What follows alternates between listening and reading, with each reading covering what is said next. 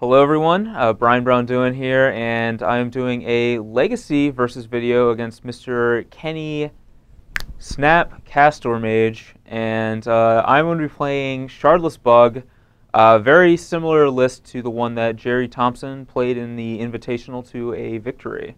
So not much has changed since then, but I've made a couple changes just based on my own personal preference, and I'm going to run through the deck here pretty quickly and talk to you about why I think this is a good deck in Legacy and what it has to offer. I'm going to jump in on the mana base. Pretty standard stuff here. We have 10 fetch lands. A lot of decks like to play like 8 or 9, but with Deathrite Shaman in the mix, you definitely want as many as you can to maximize his ability to generate mana. 2 Tropical Islands, 3 Bayous, and 4 Underground Seas gives us a pretty nice mix of colors. 0 basics in the deck. We're a little vulnerable to Wasteland, but Deathrite Shaman really helps to offset that, so I'm not too worried about that. We are very vulnerable to Blood Moon, unfortunately, so against decks that are playing Blood Moon, we have to play a little differently and like hold open for Abrupt Decay and stuff when they go to jam a Blood Moon. We have also 3 Wastelands and 1 Creeping Tar Pit. The list that Jerry played had 2 Tar Pits and 2 Wastelands, but I really like Wasteland a lot with Deathrite Shaman, and I wanted to try adding a 3rd Wasteland and seeing how that works out. And another thing I want to try, I didn't make too many changes to this list because I want to just play it pretty cold before I start tinkering with it, but I also want to try going back to like 4 Wastelands and Life from the Loam and see if that's viable again in the current Legacy metagame. But the one difference I've made to the mana base, though, is I did add a 23rd land. Jerry was playing 22. I think that's pretty low, and I definitely wanted to add a 23rd, and I've added a 4th Jace as well. So that is definitely one change that's been made. The creature base here, we have 4 Deathrite, 4 Tarmogoyf, 4 Shardless Agent. These are the heavy hitters for the deck. Tarmogoyf's really good in this deck because like it's better in this deck than it is in a lot of other bug decks, and the reason is Shardless Agent just gives this deck so much velocity, and because like Shardless into Tarmogoyf represents so much damage, you can actually kill your opponent with like Tarmogoyf before they have a chance to stabilize. So that's one really awesome thing about Goyf in this deck compared to some of the other decks is you actually have the level of like aggression and just like power to like really capitalize on Tarmogoyf's like huge body. And the fact that Shardless Agent and Baleful Strix are both artifacts really helps a lot too, because you can pretty consistently have an artifact in your graveyard, something that's usually missing from other decks. And then Baleful Strix is like basically the Dark Confidant in this deck, in that he is a 2-drop that draws you a card. And I like Strix a little bit more in this list just because he's like super good against other creature decks, and because of Ancestral Visions, you don't really need the card draw from Dark Confidant. So I would prefer to just have like a better threat. Baleful Strix doesn't hit as hard, but he's much better on defense, and he's much more of a problem for like a variety of decks like Rug Delver or oftentimes even Stoneblade to really like profitably attack through. Beyond that, we have 4 Abrupt Decays. Since like Shardless Bug doesn't have access to like anything like Swords to Plowshares, it really needs to have just every Abrupt Decay can have. Like you need answers to like Dark Confidants and things like that. So we want the maximum number of Abrupt Decays, and then a Maelstrom Pulse as well. When your deck has Ancestral Visions and Brainstorm and Jace the Mind Sculptor, you can usually dig through a pretty good chunk of your deck. So in matchups where we really need to hit a Maelstrom Pulse, it's not unreasonable to think that we will hit it. So I don't think I said that right, but we'll be able to dig and maybe hit it. Is basically the point I'm going for. We have 4 Brainstorm. Don't really need to go too much into that, and then 4 Ancestral Vision. And Ancestral Vision is like a very slow card, but it's extremely powerful in any kind of a grindy matchup, like any of the Esper, Stoneblade, or Deathblade decks, anything like that. Like Ancestral Visions is just going to put you so far ahead when you draw 3 cards. And because of the interaction of Shardless Agent and Vision, just makes this card so much better. If you cascade into an Ancestral Vision with a Shardless Agent, you get to just cast the card. You just get to Ancestral Recall, which is pretty awesome. You don't have to wait 4 turns or anything like that. And then we have 3 Hymn to Torak, 2 Thoughtseize. Basically, Hymn to Torak is... I like Thoughtseize a little bit better than Hymn to Torak in most decks, but because of Shardless Agent, whenever you cast Shardless Agent, you just want to hit something super powerful. And Hymn to Torak is just a more powerful card than Thoughtseize. It's a little less consistent, and it's a little slower, but it's just a more powerful effect, and you just want to load your deck with those kinds of effects when you're playing Shardless Agent. So that's why there's more hymns than Thoughtseizes, but some of those are also on the sideboard for the matchups where they want to come in. And then the last thing, we have 4 Jace the Mind Sculptor. Jerry played 3, but he was also only playing 22 land. I like playing 4.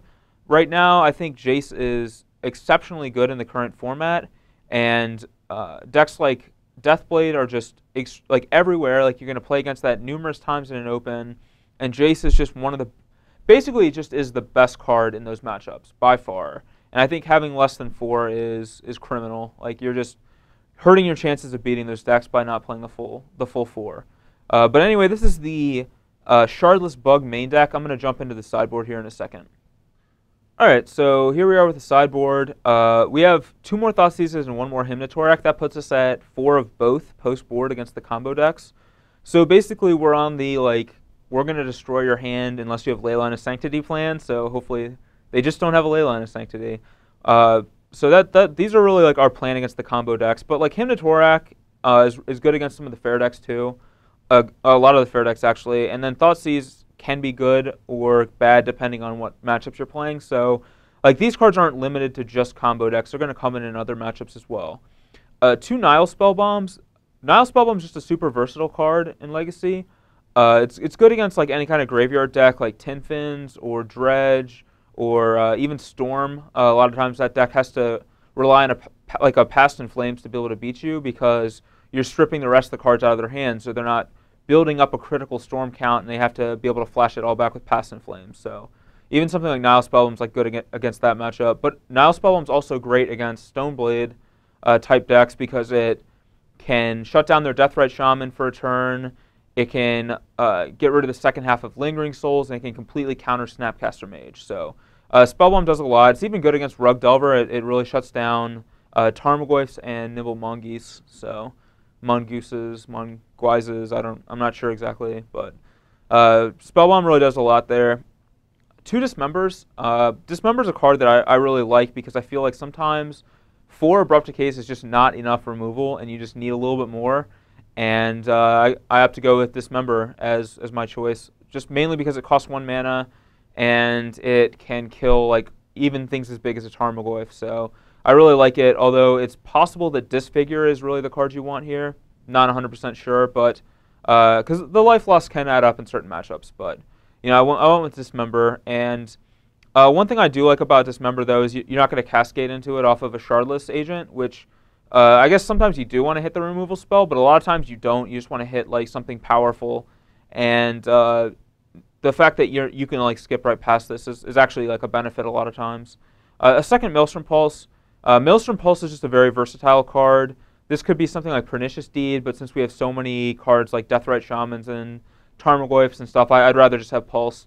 But anything from like your opponent making 16 Goblin tokens on turn 1, to your opponent playing a Jace the Mind Sculptor, to like a Thopter Sword, or Thopter Foundry, a Sword of the Meek, you know, there's just so many different random permanents that Maelstrom Pulse takes care of. So I definitely like having access to two of these, like in our 75.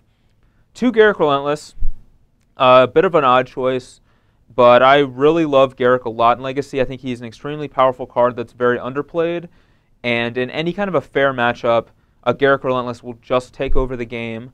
If you can play him and go a full turn cycle without him dying, he will take over the game just as much as Jace the Mind Sculptor does. It's actually pretty impressive. So I think this card should definitely see more play than it does, and I'm actually just playing 2 copies, which is a lot, but man, sometimes you just need Papa G in there. So we have 4 Force of Wills as the next thing to go with like Thoughtseize and Hymn to Torak against the combo decks. Like, I really am not bringing in Force of Will against anything that isn't combo. Like, the one exception is maybe the Tezzeret decks, just because you have to counter their Planeswalkers. But really beyond that, like I don't want this card against anything other than combo. So I'm going to start with it in the sideboard. I know a lot of people disagree with that, but I feel confident that I can beat a combo deck twice post-board, and you don't always lose game 1. So Hymn to Torak sometimes just gets you there game 1, and Thoughtseize. So I prefer to have this in the sideboard. I usually only bring it in like 2 or 3 times in a tournament.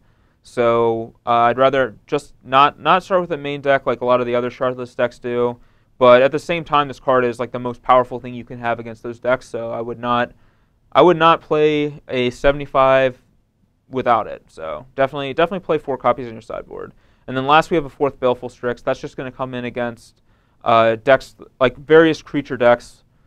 Rug Delver is a perfect example of a place where we want Baleful Strix. Draws you a card, trades with the guy. Pretty much exactly the kind of things you want to be doing in those matchups. Anyway, this is the Shardless Bug deck and sideboard. I'm looking forward to playing it. It's a deck I've been wanting to play for a while. Hopefully, Kenny Castor will be on the wrong side of a Deathrite Shaman.